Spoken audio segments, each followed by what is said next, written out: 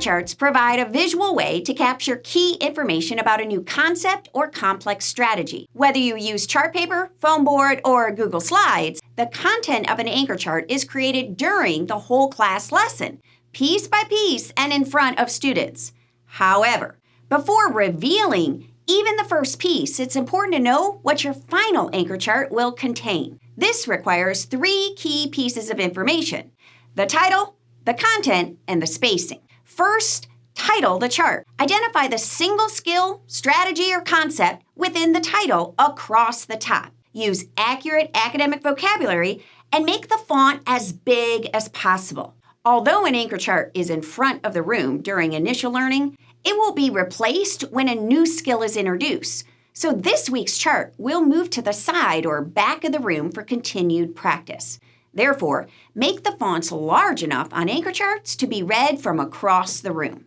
Below the title, plan out the specific content. If the skill, concept, or strategy is complex, then it makes sense that it's hard to explain. Therefore, don't wing this wording during the lesson. Rather, plan how to communicate the important information effectively. Determine the steps, facets, types, or characteristics the skill includes. Choose precise wording to explain what it is and how it works. And then edit all those words to maximize efficiency and font size. Notice what is not on the anchor chart?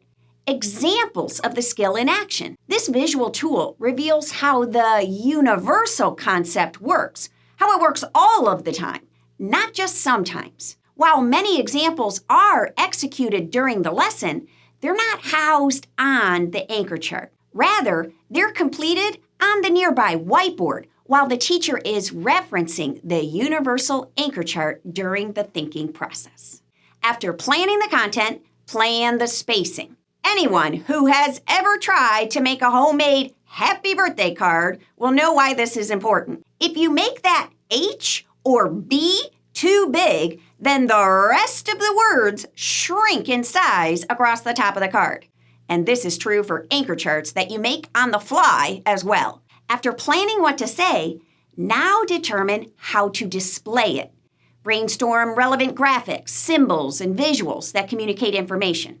Use color to show relationship and things that go together. And consider the use of bullets, numbers, lines, or arrows to convey sequence and specifics. Planning the complete anchor chart before the first lesson ensures a smooth build of the chart during the lesson.